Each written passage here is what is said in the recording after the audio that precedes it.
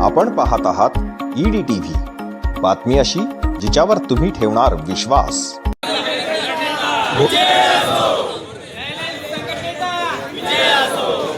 कर्मचारी हे सुटीचा कर्मचारी हे सुटीचा कर्मचारी हे सुटीचा हम सब एक है। समान काम समान वेतन हा नारा देत दुय्यम न्यायालयात काम करणाऱ्या कर्मचाऱ्यांनी देखील जसे मुंबई उच्च न्यायालयातील कर्मचाऱ्यांना वरिष्ठ वेतन श्रेणी लागू केली आहे, तीच वेतन श्रेणी दुय्यम न्यायालयीन कर्मचाऱ्यांना लागू करावी अशी मागणी केली आहे। 1 जानेवारी 2006 पासून सन 2011 पर्यंत फरकासह ही रक्कम देखील अदा केली आहे। त्यामुळे ही वेतन श्रेणी लागू न झाल्यास राज्यातील कर्मचारी दिनांक 6 सप्टेंबरला काळ्या फीत लावून काम करतील, त्यानंतर पुन्हा 16 व 17 ऑक्टोबरला काळ्या फीत लावून निषेध नोंदवतील, 5 नोव्हेंबरला सामूहिक रजा देतील। तरीही मागण्या मान्य न झाल्यास 17 नोव्हेंबरपासून बेमुदत संपावर जातील असा इशारा आज या कर्मचाऱ्यांच्या बैठकीत देण्यात आला आहे।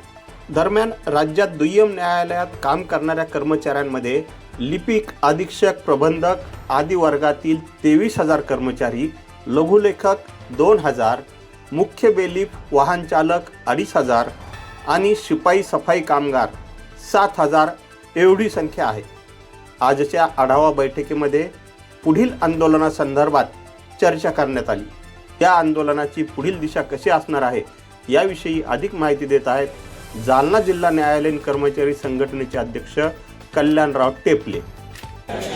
आमची अशी मागणी आहे की माननीय उच्च न्यायालयानं आणि शासनानं ही माननीय उच्च न्यायालयांच्या कर्मचाऱ्यांना जी वेतन श्रेणी लागू केलेली आहे ती वेतन श्रेणी राज्यातील दुय्यम न्यायालयातील कर्मचाऱ्यांना लागू करण्यात यावी, याकरिता आमची ही आजची बैठक आयोजित करण्यात आलेली आहे। कारण ही मागणी आमची शासनाकडे 18 महिन्यापासून मागील प्रलंबित असून या मागणीकरिता आम्ही आजची बैठक आयोजित केलेली आहे।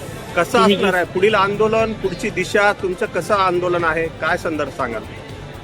जर माननीय उच्च न्यायालय आणि शासन यांनी आमची जी मागणी आज माननीय मुख्यमंत्री महोदय कार्यालयात प्रलंबित आहे ती जर मागणी आमची लवकरात लवकर मंजूर झाली नाही तर आम्ही संपाचा नोटीस दिलेली आहे आणि आम्ही 17 नोव्हेंबरपासून राज्यातील सर्व दुय्यम न्यायालयातील कर्मचारी ज्यांची संख्या 34,000 आहे असे सर्व 34,000 कर्मचारी हे संपावर जाणार आहोत।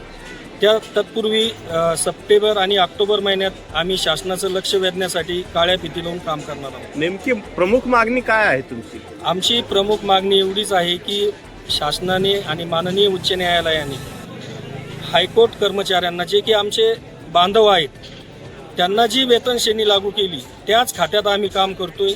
समान काम समान वेतन या धर्तीवर आम्हालाही जे वेतन मान्य उच्च न्यायालयाला देण्यात आलेलं आहे ते वेतन राज्यातील दुय्यम न्यायालयीन कर्मचारी यांना देण्यात यावं एवढीच आमची प्रमुख मागणी आहे। आणि ते थकीत वेतन थकबाकीसह देण्यात यावं, जसं मान्य उच्च न्यायालयातील आमच्या सहकारी बांधवांना लागू करण्यात आलं ते जसंच्या तसं राज्यातील दुय्यम न्यायालयातील कर्मचाऱ्यांना लागू करण्यात यावं ही आमची प्रमुख मागणी आहे।